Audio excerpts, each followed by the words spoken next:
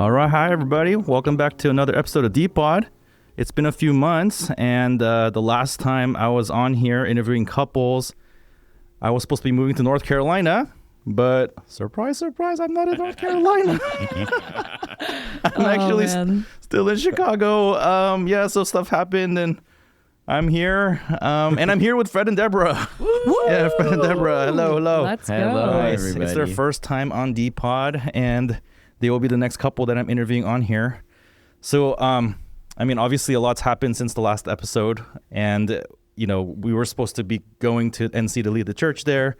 Kevin and Emily were going to be staying here, but then it kind of flip-flopped, and now Kevin and Emily are in Pittsburgh leading the church there, and we missed them.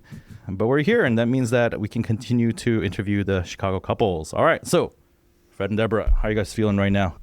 I'm pumped. You know, I kind of like, as soon as we started recording, I kind of like froze up a little bit. I don't know, usually Fred's so like... Yeah. It's so funny that we're opposite, because I think this was like indicative of our dating experience a little bit. Yeah? Yeah. Oh, okay. Let's talk about that. I mean, we've had the couples on, so we've been asking dating stories, but how about before we do that, we'll do what we've done with all the couples, which is we'll do a little bit of a newlywed game. All right? So I'm going to just ask you a question about a particular person, and you have to just give your answer on 3. Okay. Okay. At the same time? Yeah, at the same time. You just say it. Okay. So easy ones first, right? How does Fred like his eggs? Okay. Scramble. Shoot. I'm sorry. I don't know how to win this game. 1, 2, 3. Scramble. Oh, okay. But like, Okay. really scrambled. Oh, really? Like, well done? Yeah, Yeah, well done. Oh, you're a bad person. Okay. Yeah. Okay. How about Deb? How does Deb like her eggs cooked? Ready? 1, 2, 3. Scrambled. Also well done. Yo. Oh, wow. You guys are perfect for each other. We're both Dang. egg sinners. Oh, man. But well done egg. That's like well done meat. Do you like your meat well done? No. Yes. No.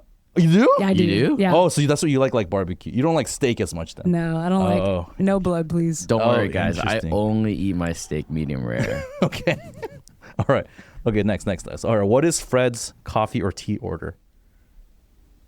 1, 2, 3. Black.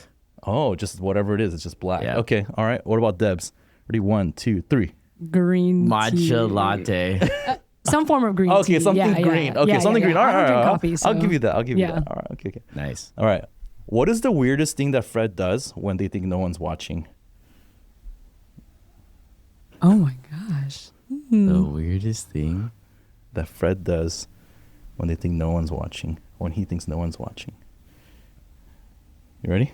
Yeah. Are you ready? I don't know. I'm just gonna put out a guess. All right. 1, 2, 3. Eat your snacks. I sing. I sing while drying dishes.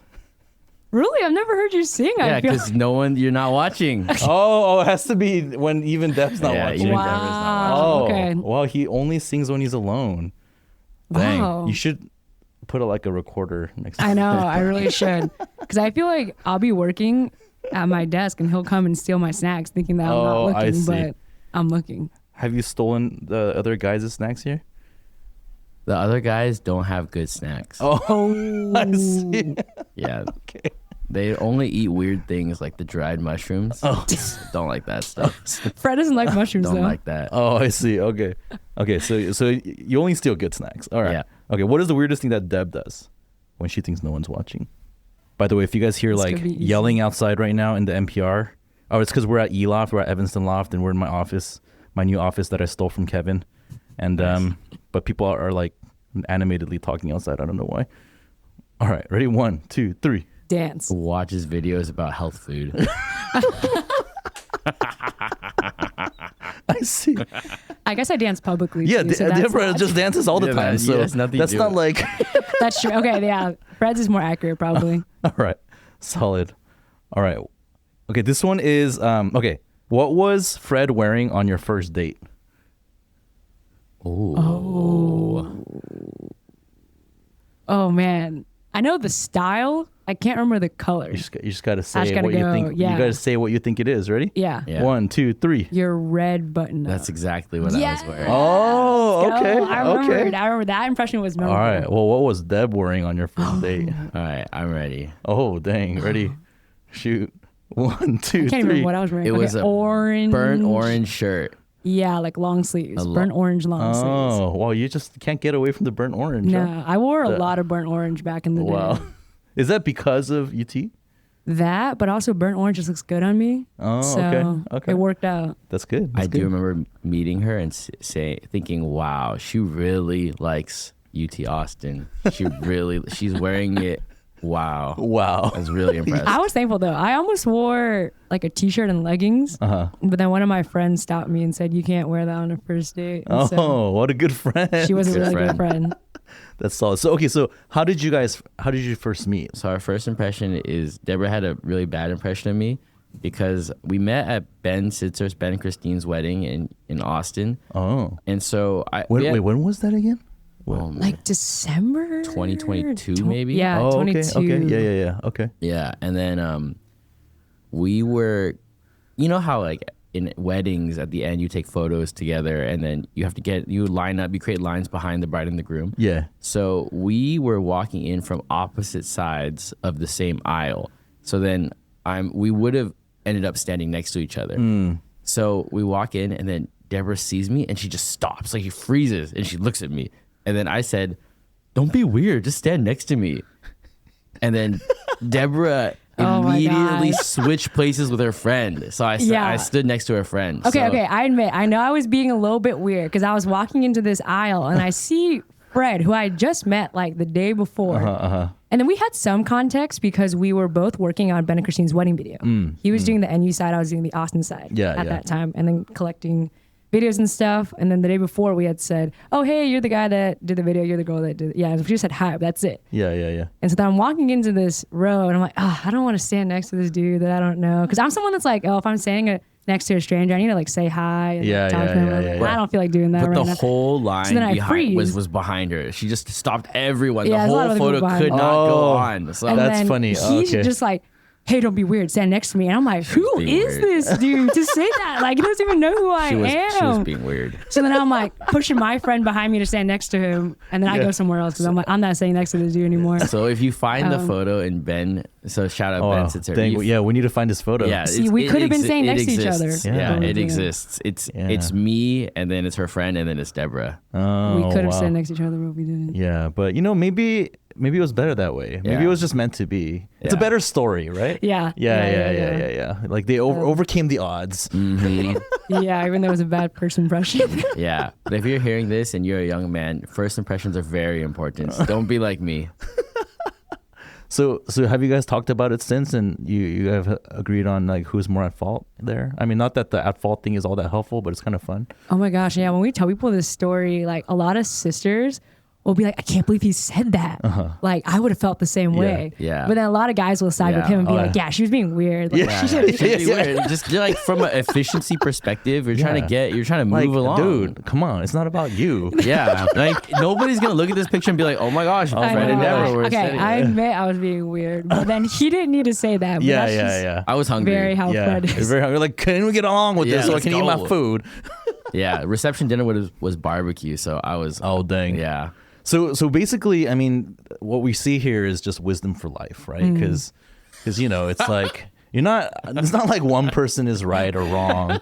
That is marriage. And often it's like that, right? It's like both are at fault and both should say sorry. And when you do, happily ever after can happen. Wow. Until the next fight. Yeah. Yeah. Yeah. That's true. Yeah. That's great. Thank you guys for sharing that. So this is a sharp turn in mood here, I guess. But what is like? Okay, so you guys have been married for how long now?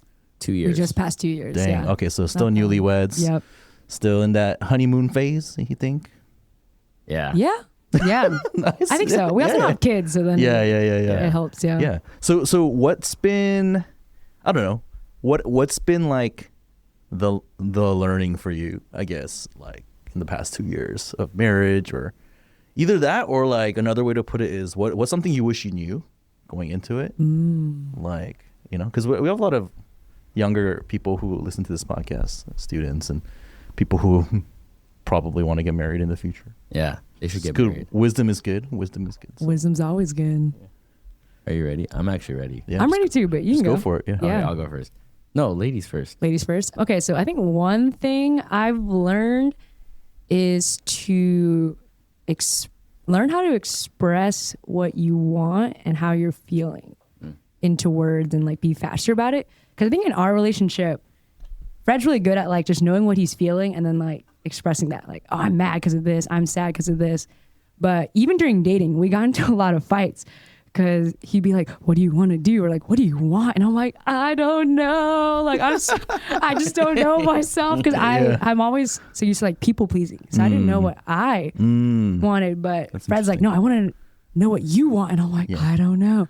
And so then a lot of what he was asking from me was just learning to express myself. And a lot of it was me just asking for time. Okay, I need time to think about it. But it was kind of hard when we were doing long distance because we'd only have like 3 or 4 days together. And it's like, okay, we don't have that much time. So if we're fighting, I can't just like disappear for a day, and come back.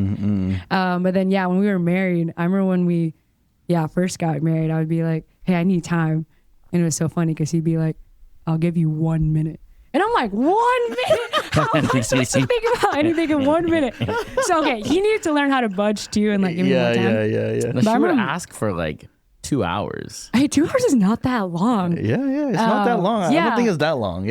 For me, I think the way that I process is like I sleep on it and then like I journal and like DDT and then like I'm good. I'm ready to talk it out, But then my leader like, no, this is good. This is good for you to like learn how to be in touch with what you're feeling and what you want and be able to express that. And then from there you can negotiate and compromise and figure things out. But if I can't even like say what I want, then it's really hard. That's really interesting because I guess so it's kind of funny to me because I guess usually guys have a hard time expressing what they're feeling. But then Fred does come off as someone who is more immediately able to access his feelings. But then his feelings are probably a lot simpler. They are. Yeah, like they're probably not as many dimensions to them. My joke constantly that I only have 3 emotions, which is mad, mad, and mad. So, that's Fred. It's either he's fine or he's mad. Or he's mad. Mad about something. Yeah, mad, and you just know what you're mad about. But then like it can be a little harder for I guess Deborah to figure out kind of why and what she's feeling, and she's probably feeling multiple things at the same time, which to Fred is like, what? Impossible. That's why I say 1 minute. It's not that complicated. You're mad about something that you didn't want that, and you're mad.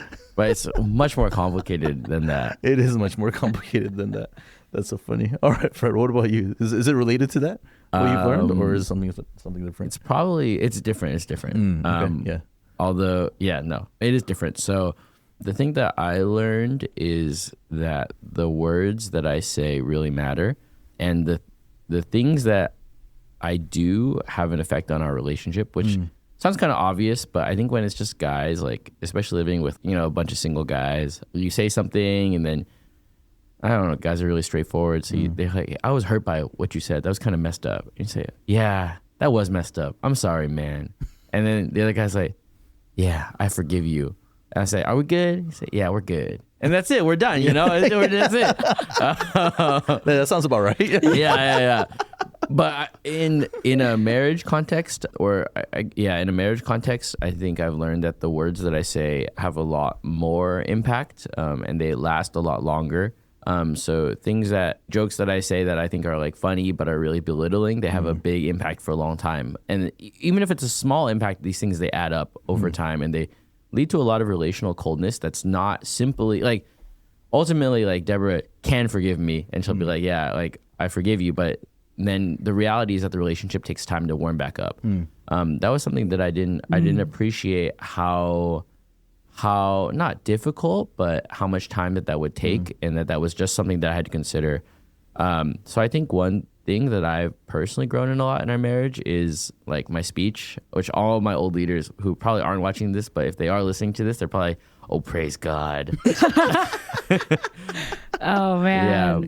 It's a lot of calibration. It's things like Deborah saying like, hey, that was mean, or I don't think you should have said that, or like even after like a team meeting, like, why'd you have to say that? Like that was so annoying. So a lot of calibration and feedback was necessary for that. Yeah, and it's interesting because I realized like Fred only has a brother, and then he went to an all guys high school. And Oh, then is that he right? lived with single bros. I went to a public school from middle Like- school though, so Okay, there you go. But then sometimes I have to be like, to a sister. Like, even though I'm like maybe okay with that, or Yeah. I can brush it off, like to a sister, that sounds kind of mean. Yeah. So my biggest feedback to him is usually like, oh, that was mean, or you shouldn't have said Yeah, that. yeah, That was- yeah. So Yeah. he's grown a lot. And maybe like not until you have a relationship like with your wife that you really care about that you start actually listening to that feedback, right? Because I'm sure, like you said, like people in the past have tried to tell you or clue you into that, but it's sort of like whatever, like it doesn't really matter. yeah, it's true. Until you like start hurting someone that like you actually care about. Yeah, no, that's also totally true. Amen, DP. Yeah. So have you seen that change, like in Fred? Like Oh, for sure. Oh, okay. Yeah. For sure. And Oh, I wow. think, Yeah. sisters appreciate it too. Yeah, Sisters yeah. on our team have appreciated it. Yeah. I think I've seen Fred change too. Oh, Yeah, for sure. Yeah. Yeah. I've given him the whole other's perspective, of the sister perspective. Yeah. It's like a whole nother world. So Yeah, yeah. it's true. Life is not so simple, actually. Yeah. Life is, there's a lot of things going on in your life. I think an immature thinking that I used to have is just like, hey, people, like, take it or leave it. Like I'm not gonna change who I am. Like who I am is just who I am. I realize now that that's like really immature on like a lot of different levels. Like it's not other centered. It's not caring about what other people think, what other people feel. And it's just like, it's really invalidating to a lot of people. Cause like, I think in my heart, I would just say like, hey, you know what? Like what they think, like what they think doesn't really matter because I'm just going to be me. Yeah. I think that was a really immature thought. So that was just something in reflection too. Yeah. But from this conversation. Yeah. It's refreshing to me though. I mean, one of the reasons I married Fred is that he is a secure guy, right? Like he doesn't really care what people think. Yeah. And so he'll just say what's on his mind or what he's feeling and be direct. He's willing to be direct. Right. And say the truth, even if it might hurt or whatnot. But I'm a little bit more like self-conscious or people pleasing, right? So I'm thinking a little bit too much about what people think. Yeah. So maybe in a way that's good. Like we balance each other out. And I think those conversations have been really healthy for us. I'll be like, hey, I don't know if I should say this. He's like, yeah, just say it. Or he'll be like, nah, like that's too much. Or I'll be like, hey, you shouldn't have said that. And so we'll calibrate each other. Yeah, I mean, you seem like you're more conscientious than Fred is. Oh, for right? sure, So, for sure. And there's like upsides and downsides to that, right? So, yeah. So maybe like that, you were saying how, because you're kind of people pleasing and, like sometimes it'll take you a little bit of time also to process like, different hurts that you experience. And like, it was funny because you're saying you used to process by you had to just sleep it off. And part of me was thinking, oh, that's not really processing. That's just, I know, that's just allowing the emotions to fade. I know. Just letting the hormones like just get back to like normal stasis, and then just moving on with life. So how has your marriage or relationship kind of challenged that aspect for you, at least? Yeah. Oh, this is a good question. Oh man. Nice. Nice. Yeah, it's because so I can easily sleep things off. I'm an avoidant personality. I can push things off, distract. Oh yeah, I relate because that's totally me. Yeah. So yeah. Yeah. But Fred, he cannot go to sleep angry. If we don't resolve our conflict before we go to bed, he'll have a terrible night's sleep. I'll be like sleeping soundly, like, and then he'll just like I slept terribly. And so I've learned like, okay, you know what? This is good for me. I'm going to try and process what I'm thinking, feeling, confront it right then before we go to sleep. So now, we do really try to resolve things like right before we go to bed. And I don't know, that's just forced me to think a little bit more. And then it's weird. Like I realize like I've been so used to filtering what I'm going to say because I don't want to say things in a mean way, of course, or be too hurtful. But then with Fred, he just really wants me to be direct, like just to say like, I'm mad because you said this, or I'm really hurt. But it took me a while to just even say that. Yeah. Because I wanted to filter it so much, like, and kind of be like saying it roundaboutly, like, oh, so that was like interesting when you said that, like the word. No, but you just gotta say it like how it is. Like it hurt when you say that. Yeah. And just getting quicker at that.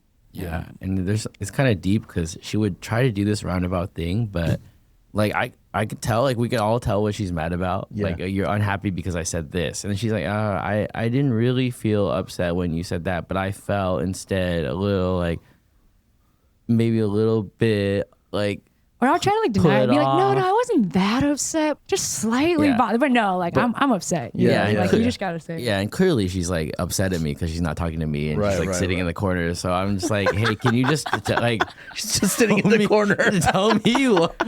And then like, I know that once you say it, then we can start processing Right, it. right. And I can apologize for it. And then I'm an external processor, so actually, I should just. So it say does help, right? It does help, Yeah. and I think I would do that with my friends. But I think with Fred, I'm just like, he won't get it. Yeah, He's yeah. a guy, and then he's kind of like more direct, so he'll actually push me a lot more. He'll be like, "Oh, so yeah, what exactly were you feeling? What are you thinking?" I'm like, "Oh, so many questions. I'm intimidated." But that's been really good. Yeah. for him. Well, so something I've noticed a lot in, because we've had a lot of newlywed couples as staff Yeah. over the years, and and then obviously we've been newlywed couples too, and so is that I feel like when people get married, I don't know why this is the case, but generally it seems like the woman is a little bit more insecure about the relationship than the man. Like, and it's not always the case, but I feel like it was in like 95% of the people that we've talked to. And so sometimes I feel like, so the guy, like maybe for Fred, like he just wants, like he wants to know exactly what's going on. But sometimes I feel like maybe for Deb, maybe it's because you feel insecure in the relationship, or you're not sure if it's fully established, or you don't want to like offend him or something like that, that maybe like causes us to not just say it as it is. Like, do you feel like that has anything to do with it, or kind of what is at play there, you think? Man, I don't know. I feel like Fred's actually usually the one that feels, whoa, I don't know if I should say this, more insecure. Oh, really? Like okay. when we're fighting. Oh, okay. Like I said, I'm totally okay, like sleeping it off. Like, and I know we're fine because like we can deal with it Yeah. tomorrow. But he's usually the one like, are we okay? Are we okay? Because he hates being in tension. Yeah.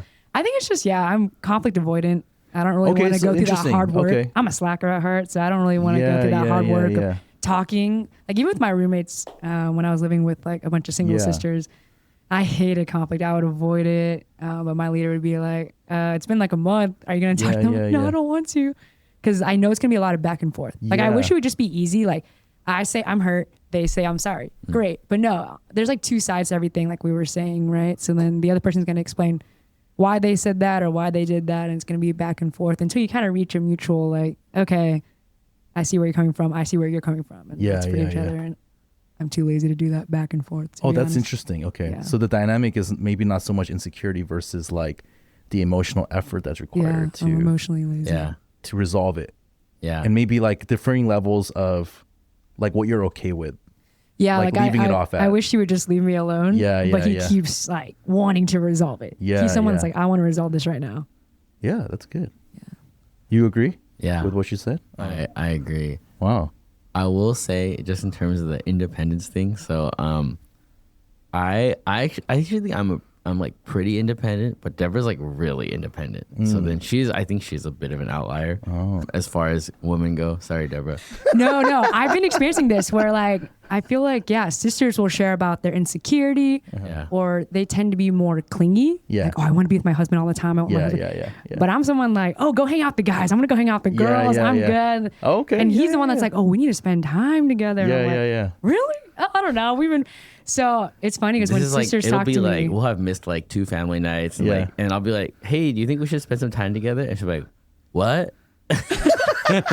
we haven't spent time together. Well, okay, I do bank on family night being our time together, and like that's like scheduled in. But like if it's like we miss it or something, that was something that we had to work on when we first got married. Right. It was like welcome season, and we missed like 2 or 3 family nights. And he was like, hey, like, did you even consider like scheduling another time for us to hang out? And I was oh, sorry, like I booked myself hanging out with all these other people. Yeah. Like the next like 3 weeks. But then I really relate to like wives, husbands, I guess, like the guys usually. And they'll be like, I don't know why he doesn't want to hang out with me all the time and stuff. And interesting. Sometimes they need space. Like we need our space. Like, I get that. That's super interesting. So when they hear it from me, they're like, oh, I see where they're coming from now, like the husbands. Yeah. So I don't know.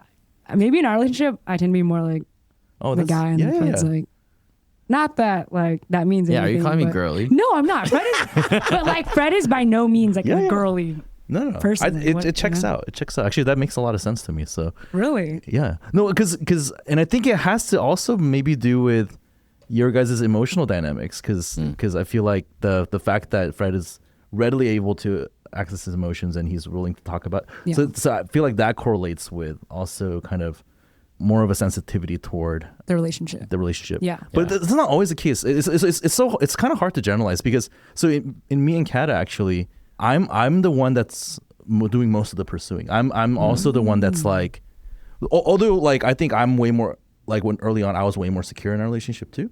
But then I'm also the one that's like, hey, things are not right now, and we can't like. So I'm like Fred, like I'm like, no, we need to talk about this like tonight. Yeah. You know, I feel like maybe as our relationship has gone on and maybe with like 2 kids and stuff, maybe it's not so much like that anymore.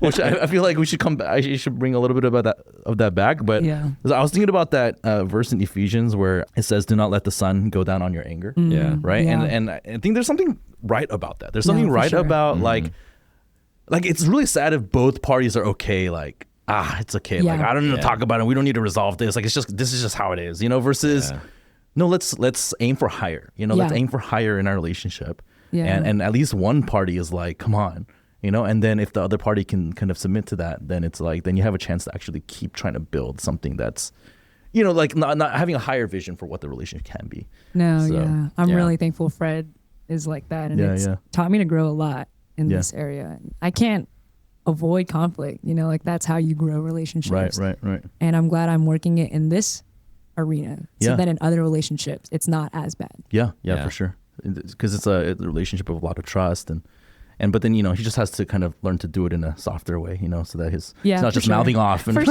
sure. He has to learn to say it calmly and nicely. And to be fair, like she'll be like, "Can I have 30 minutes?" And I'll say 1 minute, and she'll be like, "No," and I'll say, so I don't say 2 minutes. I say 20 minutes. Okay. So that helps too. So then I am saying like, hey, I'll come back to you. Like I'm not gonna leave it like unresolved. Just give me like a little bit of time. You know? Yeah. It would be interesting to talk about what Kata thinks. I feel like if Kata heard 2 hours, I think she would say it's too long. Oh, really? I feel like she would say. I think she would say something like, "Oh, I'm totally putting words in her mouth right now," but I think she would say something like, "You don't need 2 hours to figure out what you're feeling about this. Really, you just need enough time to cool down. Yeah. And then someone usually just force you to start talking. Yeah. Oh. And then you'll figure it out. Yeah. It's not, I just need to get my mouth down. Yeah. But you can't talk if you're like feeling really upset in the moment. So just that initial emotion needs to cool off. Yeah. So that you're able to talk. That's really all you need. And then from there you can net it out. You just start talking and you kind of figure it out even if it's messy. Yeah. So 10-15. Yeah, I know. Because my parents are really good at like never like talking in anger. You know, like yelling. Yeah. They always calm down and then so then I appreciate that in their marriage. So I think that's something that I have tried to uphold. Okay. I don't ever want to yell at Fred or like rage at him, you know? Right. But then I kind of take it to the extreme. Right. So I'm like, okay, in 10-15 minutes. I think I can do it, you know? And I don't get like that's Hulk angry ever, so I don't know. Dang. I don't want to see Deb get Hulk angry. That's crazy. Yeah, what does that mean? What does that mean, Deborah? Should we demonstrate what that means? I think y'all don't want to see it. No, we don't want to see that. Wow. That's funny. This is a marriage therapy. Yeah, that's interesting. Like we ended up talking about conflict resolution. Yeah. That's cool. So kind of the next big topic that I wanted to touch on is, because you know you guys were part of the Evanston team, right, for a long time, and so you know this big shift has happened in the Chicago ministry this summer, where Hyde Park and Evanston, we combined two teams into one. Yeah. Right. So it was like, it was like a team of 30 something up in Evanston to some team of 20 something in Hyde Park. But then we sent off a bunch of people to church plants and foreign missions. So then combined together, we're about like mid 30s, including new grads, like 40 something people. And both teams moved to Morton Grove. Okay. So we're like in the northwest suburbs now, which is kind of crazy to me after personally living in Chicago for 6 years. So, and you guys have, I guess, in our new team arrangement, the Evanston folk are sort of the minority. Yeah. Yeah, right? Yeah. That's what it feels. It is, right? Yeah. So I think it is. I think like 1/3. Yeah. So then what's been new for you or what's been surprising? I don't know. Talk to me a little bit about how that transition has been for you. And maybe we'll just kind of talk more about that. But yeah, just initial thoughts. I mean, honestly, it's been really fun. For me, I usually like team changes.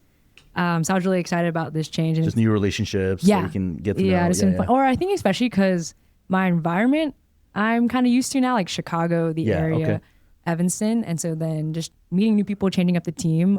Even back when I was in Austin, I really enjoyed that.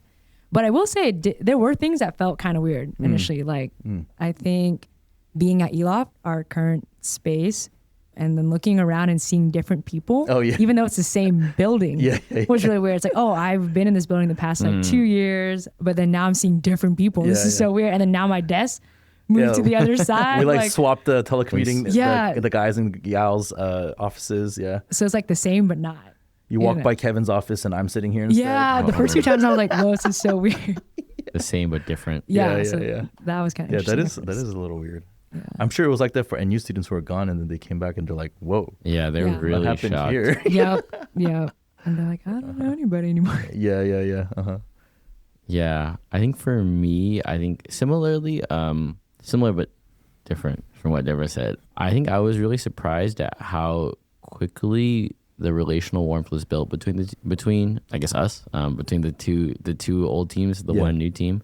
I feel like there was very little drop off in relational warmth, which I was surprised about because some of those guys like Ben and JD, they'd been my peers and I'd been here serving with them for like between 5 to 7 years, depending. Wow. So it was a long time. So I was feeling a little bit like, oh, like, are we going to be able to, like, is the relational warmth going to be similar when we have this new team? But I was really surprised by how quickly we were able to build up that warmth again. I guess it just goes to show that if everyone's committed to doing this together and if you're committed to opening up relationally about different things about yourself, then people are willing to work things out and like relationships can persist actually at a pretty high pace as long as you're both parties are willing to try.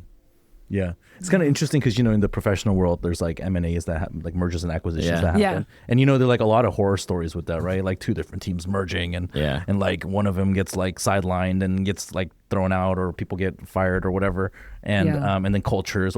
But sort of like what Fred is saying, I think experiencing like I've never been in this scenario personally before, where like it's not like a few people joined, like it was like 2 actual teams merging, 2 different kind of ways of working, culture, even like our docs and the way that we very practical things like that. Zulip and Notion. Yeah, just different technologies and whatever it is, and just needing to come together. But then experiencing that as not as hard as I thought it was going to be, because, and I think a large part of it is culture. A large part of it is because it's the way of life, right? That we talk about, like these 15 principles that sort of Acts 2 Network is about.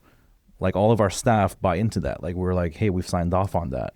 And because at least that we agree on, and that's so much part of our lives that like all the like detailed stuff, I mean, we still have to work it out, but like it's not as much of a drama as I thought. Yeah. So and something I really appreciated was how on board everyone was for the Morton Grove move. And I think just helping each other move in was very bonding. It's really that fun. probably set the tone, right? Yeah, like exactly. we're gonna help.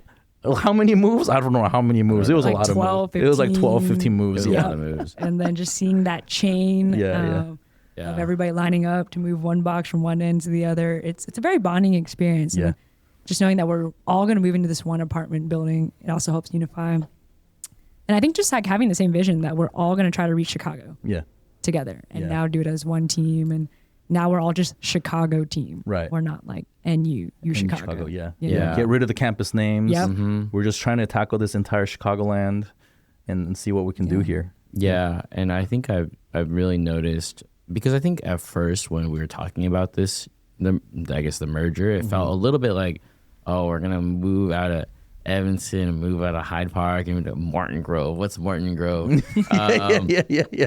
I know. We were all thinking that. We were all thinking that. Everyone was thinking that. And all the Hyde Park people, we felt like cop-outs. We're like, we said we would live in the city. This is a tough place. Like suburbs, sellout, man. We're just sellouts. I remember the South staff expressing that. Yeah. It's like, this is too bougie for us.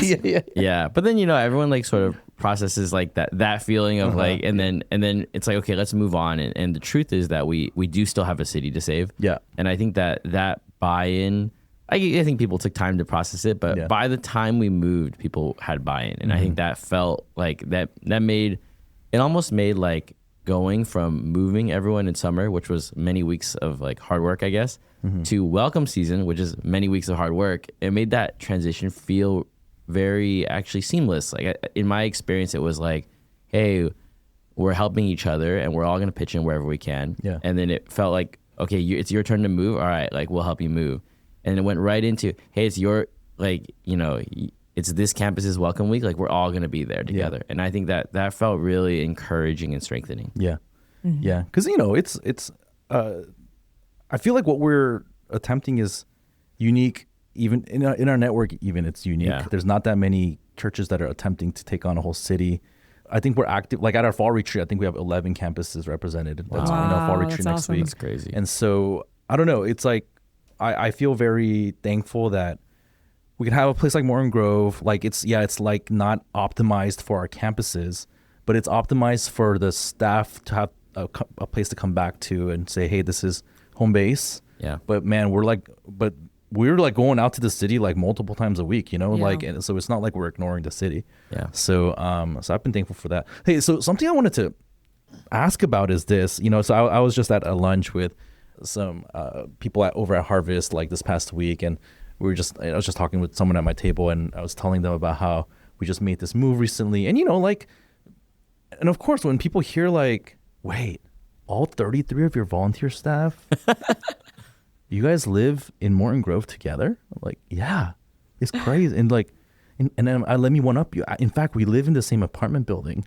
They're like, you know, like mind blown. Like, how does that even happen? And they can see the benefits and the beauty of it. Yeah. But logistically, you know, like, how do you even find a place like that? But more importantly, I think, is how do you get people's buy-in? Yep. Right? Because someone hearing this from the outside is like, what is this? Like, this must be some sort of cult, because like, how the heck are you able to get like, do they force you to move? Yeah, like 33 people to move. Like, that's a big deal, right? So that's still wild to me, actually, that we did this.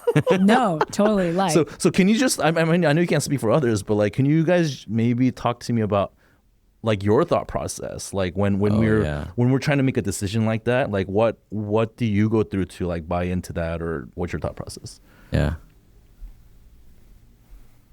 Yeah, I mean, I feel like I got to experience this in Austin with the single sisters housing. We all lived in the same apartment building called Sabina. And I just remember that being like the highlight of my single days. You know, being in the same apartment building with like 7 or 8 apartments of single girls. And I can just go to anybody's apartment at any time. People's doors were unlocked. We would have like jam sessions late into the night, dance parties. Is this when you were a student or when you were? Postgrad. Oh, postgrad. First like 4 years. Okay, people working professionals. Yeah. Okay. Yeah. And then we had older sisters who would try to organize like Halloween parties, Christmas parties, and gather people. And so I was all on board for the move. Okay, so because you had experienced, and I'm like, this is gonna be so good for us. That level of kind of like close proximity. Yep. I mean, there's something about living in a big apartment complex that's even different from living in the same neighborhood. Yeah. Because you don't even have to go outside to like go to someone's house, right? Because I definitely felt that with Evanston. Because even though Evanston's really small and we all live within like 5 minutes of driving, it is kind of a barrier to go to each other's house. You have to kind of invite and be intentional with asking people to come over or asking yourself to like go to their place. Yeah. So now it's just like way easier. And I know like if we were gonna combine teams, I think the fastest way to bond is just for all to be in one place. Okay. You know? That's interesting. Yeah. So but I know our Evanston team did feel mixed because we're like, oh, how can we abandon our students at NU? Like the best way is to be close to campus. So I know there was that tension, and maybe. And what would you say is behind that feeling of we're abandoning? Can you talk about that a little bit? I think people think like they just won't. We won't be around as much.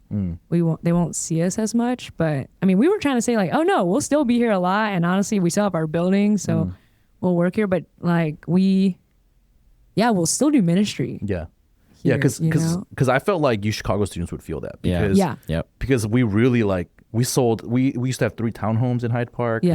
those all got sold. We don't even have a church building down there. Yeah. No, you guys. And then, it's like an hour and a half drive down Yeah. there versus like Evanston's like 20 20 minute minutes. drive I know. from Morton Grove. We're lucky. So I'm like, gosh, we're not that far. Yeah. But also, I know something that I remember, like my leader back in Austin always telling us, our team at least, was like, hey, we got to be like one team. We got to be a tight knit family. Yeah. Because then hopefully the students that we minister to will look at our team and be like, we want to be like them. Yeah. Yeah. It's not like I want to be like you, like Yeah. just one singular person, right? But it's Right. like showcasing our group. And so it was honestly for our sake, Yeah. too, yeah. our team's sake. It was totally for the post grad sake. It definitely was not optimized for this move was not optimized for ministry on the ground. We took a step back from that, understandably. Yeah, but like I like what you said, right? It's sort of another way I think about it is, what kind of church do you want to build? Like, I want to build the kind of church that I would want to readily invite people to, and when people look at that church, they say, "Oh, I want to be part of that." Yeah. Right. And so with people, I think also we've been here for 6 years, and some people 7 years, like Fred. Yeah. Right. I just feel like people were getting pretty tired down from ministry, from being on the front lines and really just pouring everything they have into Northwestern and University of Chicago. And Yeah. it felt like a time in our church's kind of progression where we need to take a step back and kind of heal up the staff relationships and just make sure everyone's good, especially as people are not like now starting to have kids and things like that too, and life is just gonna get more complicated. So it was hard. It was a hard decision for us to make, but that was part of the reason why we did that. So anyways, Fred, what about you? Yeah, I think my answer is generally a little more complicated than Deborah. I didn't have that experience of living in the same building before. So, and also for us, like me and Deborah lived in like a big townhouse in Evanston that we were renting, but it was like a lot bigger. We had a lot more storage space. Like it was nice. It was nice. Yeah. It was pretty nice. 3-bedroom, like 3-bath or something? 2-bath? Yeah. Two and a half bath. Oh, yeah, 2.5 Yeah, bath, 3 yeah. bed. It had like basement, living room, second Yeah, floor. It was yeah, it was so when we were like, oh, we're gonna move into a 1 bed, 1 bath, I was kind of like, what the heck? They're downgrading us. What's going on here? I think there were a couple things I had to work through. I think I had to work through like my own picture of what like my life was gonna be like. Like I think there was a little bit of me that was like, okay, like I guess like, not that our place is not nice. Like Morton Grove is very nice, but like I think like living in a townhouse and having like a certain number of bedrooms and bathrooms, a certain amount of space and a certain amount of storage, like that was kind of like, okay, when I'm 28, like that is gonna be my picture of life. And then like that's with the vision of like soon enough starting a family and that kind of thing. And I think that part of me had to be like, I had to challenge my own understanding, my own assumptions of what I was expecting for my life. Yeah. And it came down to this question, like, what is my life going to be about? Is it going to be about like having a house with a 2-car garage and, 2 kids? Or is my life going to be about, hey, for this church, like the church that Jesus is building on earth, like, how much am I going to give and what am I going to withhold? And I think for me, that was ultimately the question that I had to wrestle with, which is how much am I willing to give up, or how much of my expectations am I willing to change in order to be committed to this people, to this church that we're trying to build? Because it's like living together, it seems drastic and like it kind of is, like almost, but like if we're gonna say like we're gonna do Acts 2 church and we're gonna take that seriously and everyone's gonna live together, how am I gonna say no, I'm not gonna move because I have a townhouse? Like that would be so community killing. Yeah. And so that was something that I had to wrestle with, and ultimately we did decide to move. I think God laughs at me because we ended up moving first. That's funny. Oh yeah, you guys were like Instantly. by yourselves in Morton Grove for a while. Yeah. Like a month. Yeah, but then I think God laughs at me, but I think also that was like good for us because we got to welcome people and we got to be like on the ground while we're moving people in, like even more so. So I think it was something that was really, really beneficial for me. And as I saw people move in and sort of started to see the vision a little bit more, I think that also helped me to process it even more as people kept moving in. Yeah.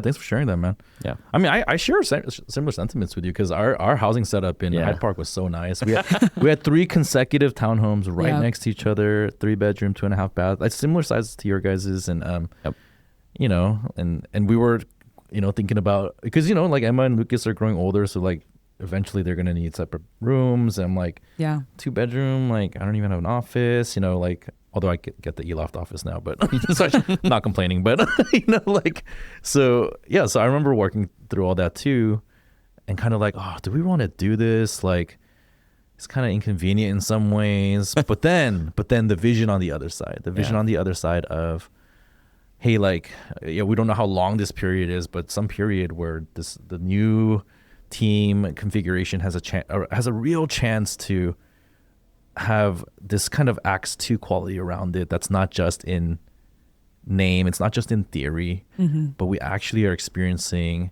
being in each other's homes, sharing meals, being there to lift one another's burdens and literal burdens as people move, as well as figurative Some burdens. heavy boxes. Yeah, some really heavy boxes. Some people have too much stuff, like. So all of that together, So far for me, it's been, I don't know. I feel like it's been very happy. Yeah. I don't know. Being able to do DT downstairs in our lounge every day, that's super nice. That's nice, man. Yeah. We don't have to drive together to do our daily, daily devotions together. So nice. That's pretty nice. Yeah. Just sit in that for a little bit. Yeah. Yeah. So then, okay. So kind of zooming out about sort of this past, I guess, what has been like 3 months or whatever since we moved or whatever it's been, kind of what has God been showing you? Okay, what has God been showing you? I mean, part of the reason for asking these questions is like for those who listen, our students, the younger ones, like, often we're telling stories like about college days, just because like they're in college or they're in grad school or whatever it is. Yeah. But that's not like God didn't stop speaking to us. Like God continues to address us, right? Like all the time, right? So I really liked kind of giving people a space to just maybe share just one way God's been continuing to minister to you, continuing to shape your thoughts and your hearts and your values. And we sort of got into some of it already, I think. Yeah. But any other thoughts as to with this new semester and this new way of working, like what's God been doing in your life? Yeah. I think for me, one thing that I've experienced is God has transformed my picture of what it means to be a Christian, like a Christian who serves. I think my experience of quote unquote ministry, like when I was younger, was like, hey, like you have tasks A, B, C, and you do them, you accomplish them. You meet with person A, you do course 101 with person B, and that's your life. And I don't think that I saw myself very much as like a member of the body of Christ. Like I think I saw myself as, hey, this is like, these are the things that God has assigned to me, and like hopefully I can please God by doing these things. I think over the past years, especially being married and then leading younger guys and girls who have graduated, as I try to lead them and think about them, I've noticed that I think that I have to think a lot more about them and think about how they're feeling and think about what I'm saying and what I'm doing and how it affects them. What picture of Christian life are they getting by looking at me?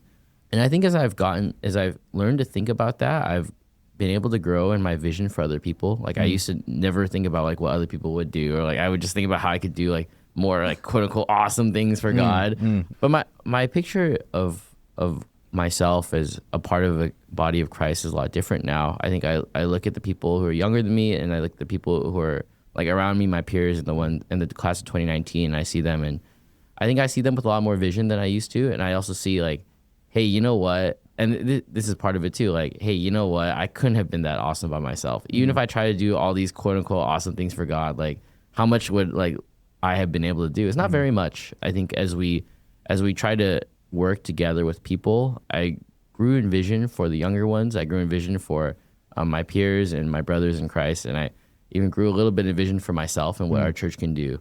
So I think that my picture of quote unquote ministry was very small, and I think that as we've been a team and as I've gotten to lead younger ones, that my picture of Christian life has grown to be a lot bigger than that. Yeah. That's it's kind of cool, because one of the things about, so there's upsides to downsides to knowing someone for a long time.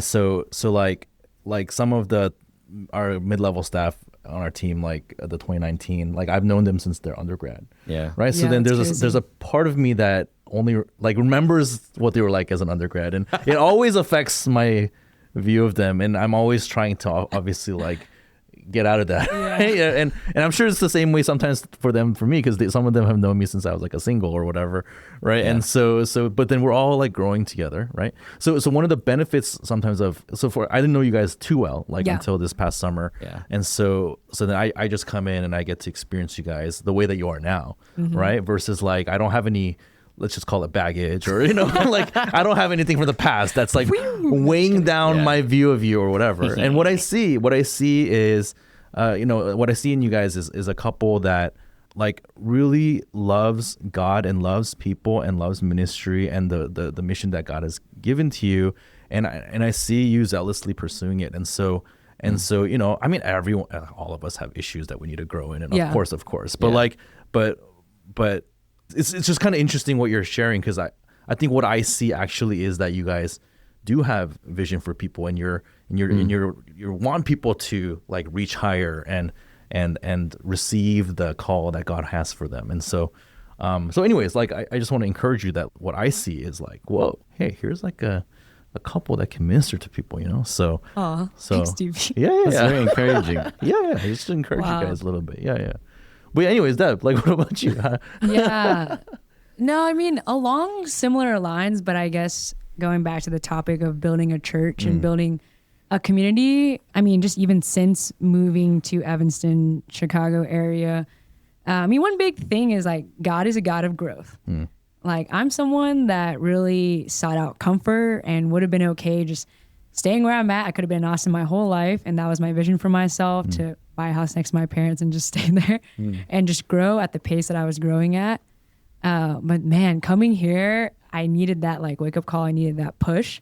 And I think that's because like I ended up becoming one of the older ones in our Chicago ministry when I moved, especially at Evanston. It was 2018 and 19 that were the oldest class under Kevin Emily, versus like in Austin, there was such a long legacy there. And I was kind of one of the younger.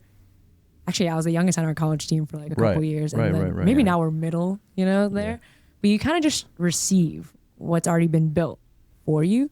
But Chicago was in a stage where we were still building and setting the culture. So that was really exciting. But I think I wasn't leaning into that or embracing that yet. So I remember even my first year, Emily challenging me to think about, why is it that you don't want to grow? Like, why don't you, what's holding you back?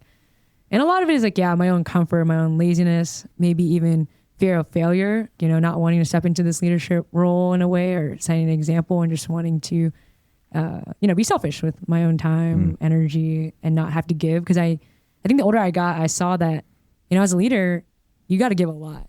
Like the oldest ones in Austin were always like, the first to come in, last to leave. They had all these extra meetings that they had to go to, do all these other things. But now it's funny to think that I'm trying to do that. Yeah, you're in those extra meetings. Yeah. We have all these extra meetings. I'm trying to make, I don't know, Elof like a nice space, like do the dishes, like take care of it, like own it. Yeah. Or just even take myself more seriously. Like, especially with Evanston, we had a lot of younger people joining us, and I had to think about, what kind of example am I going to say? What kind of culture do I want Evanston to be? And that starts with me, and what I'm doing, what I'm investing in. And at first it's like, kind of annoying because you're like, oh man, like I just want to watch a movie sometimes. I don't know, like do things that you want to do. But I think it's actually really good to be mindful of others, and be mindful of how your actions affect other people, and the legacy and the effect that you're going to have. Like, I think I was never someone that was like, what kind of person do I want to be? I know some people are like always thinking about that, but I was just like, I'm going to coast through life. You just want to have fun. Exactly. Exactly. My friends will attest to that. But wow, God has grown me a lot. And I think, basically it boils down to building community takes like sacrifice, generosity, and like this all-in mentality that we're talking about. And then I think, this year I really wanted to commit to giving more with, time, money, energy, just because, like, especially like we're dinks right now, we don't have kids. Dinks, double income, no kids. If you don't know what that is. Yep. It's a funny term, but it's very accurate. And especially because a lot of my friends are becoming moms. So I want to help them out. And then, yeah, we're financially okay. We don't really have family problems or like health problems. Yeah. So, you know, like as it said in 2 Corinthians, we've been enriched in every way to be generous. And so why not give? And then as you give, it truly is, true that it's more blessed to give than to receive. Yeah. It's interesting. Like even your self-understanding of maybe the stage of life you're in. There's maybe you're going through a stage of life where you have a plenty in some ways. Yeah. And you could use that plenty for selfishness, or you could use that plenty just for your couple. But I definitely see how God is calling upon you, both of you, to trust Him by giving out, right? By giving out, and you know, like I was saying, I see you guys working hard, and you know. And then I feel like, I don't know why, but I think Hannah and I, when we came, we were like, oh yeah, we need to get to know Fred and Deborah. So we're just going to put them in charge of a bunch of stuff. like our friend and Deborah, you guys in charge of this pre fall, and you're in charge of the fall retreat, and you're in charge of this too. And we're like, which is so funny because I was like, oh man, we're not good at logistics. Are they trying to like, do they know that? Are they trying to like get us to practice? That's funny. I think at least part of our heart was that, well, because we end up working with people that we assign things to. So we're like, well, we need to get to know Fred and Deborah. So we're just going to assign them everything. That's funny. And then we're like, okay, maybe it's a little too much now. Pull back a little bit. We weren't good at that stuff anyway. We tried. Yeah. It's funny. It's funny how, good. And then I see how like your guys' strength is like when you're with people, you know, and I feel like you have a good way, you're able to gather people, or, you know, just have a good time with people that are in front of you. Like you guys are excellent in that. And then, you know, but then like we're putting you in all these logistical roles. You're like we're not exactly putting you where your strength is, I guess, but you know, it all like work out for just training or something. It's true. No, it's I'm just true. I'm just trusting that God will use it somehow. I mean, we do need to grow in this area too. Yeah. We need to learn how to do things that we don't like to do. Yeah, it's funny because like at Sunday service, Kat and I we're constantly evaluating our Sunday services, and we're like, oh man, like Deb's like stressed with all these like SW's logistics, and Fred's like nervous because he has to lead the time as a presider, and we're like, but they're best when they're just like hanging out with students, but they're too stressed to hang out with students. So anyways, the point is, hopefully we'll get to a point where you can do it without being so stressed out. Then you'll be able to exercise your strengths again. Yeah. That's funny. Oh man. But yeah, and we're coming up on almost the end of our time. So I've been ending these episodes with just a chance for people to ask me any questions. If you know anything related to, I mean, it can be something we talked about, or it doesn't have to be. It's a little bit kind of open-ended, but yeah, if you guys have any questions that you're curious about for me. Oh man, I had a few, but they're kind of like unrelated. Oh, it can be unrelated. Yeah, I mean. But then I'm also kind of curious, like what God's been speaking to DP. Oh yeah. Sure, ask. What was your question though? Did you have a question? No, I didn't have a question. I have a question. Wait, can I throw out like the 3 questions I have and you pick one? Sure. Or is that weird? Sure. No, that's fine. Yeah, okay, so I guess then from this conversation, I was curious like what God's been saying to you, DP. Yeah. But then the questions that I had initially were like, this one's more of a fun one, but if you could build a dream team to go on a church plant with, where would you go and who would you go with? You don't have to list specific names, but we've done like, you know, like the structure. New grads, or you want to go with like all your peers, you know? Or like wow. And then I think I had one more, but I can't. Oh, what's like a leadership, like quality or principle that defines you? Like, I don't know. Like when I think about Kevin and Emily, their big thing is like servanthood, you know? Oh. But what's like DP's thing that he pushes? That's crazy. Oh Sorry. I asked you so many questions. Those are really good questions. Thank Good job, you. Deborah. Oh man. All right, we're gonna record for another hour? Like, what's going on? No, I'm down. I would love to hear these answers. That's so crazy. I would stay here for another 30 minutes. Oh my gosh. Okay. Let me see. I'm not gonna think too hard about it. All right. Yeah. So the church planting one. So my gut, right when you said that question, my gut response was that I would want to take a bunch of newlywed couples. Really? Like, yeah, but not too big of a team. Like enough to just fit in 2 minivans. 2 minivans. Yeah. So like, like 15. maybe like 12 to 14. Okay. So like, I guess can't be 15 if it's couples, right? Yeah. So We don't do that kind of stuff at our church. All right. So so something like 12 to 14, I feel like brand new church plant. And I actually have never started a church plant at like a big campus. So I would want to just try that out. Like a big public university. Yeah, like a big public university. Yeah, those are the parameters that came to mind for me. The other stuff I'm not all that picky about.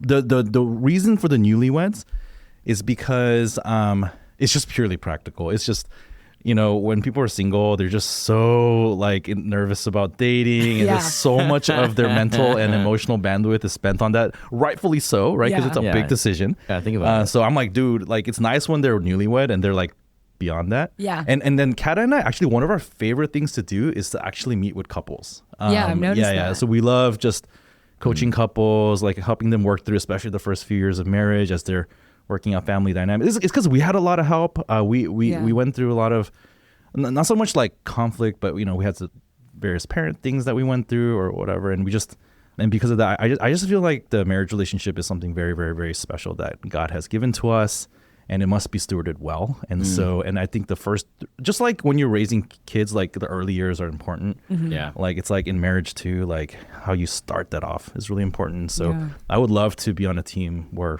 that's sort of, and then because they're newlyweds, maybe they're like not gonna have kids for a few years. So then we have a few years without the logistical burden of childcare, which is a huge huge thing. Like once that starts happening, again, that's a blessing from the Lord. But then logistically, it just gets more challenging, right? Yeah. So that would be my dream. Wow, that's so interesting. Yeah, that sounds good. Yeah, and then what is my thing? Like leadership thing? Yeah, that you'd want to pass down. What is my leadership thing? Or you stump DP. Yeah. Like if you were like, I'm going to pass down this one thing, if you're going to take away one thing from me. I just think that it's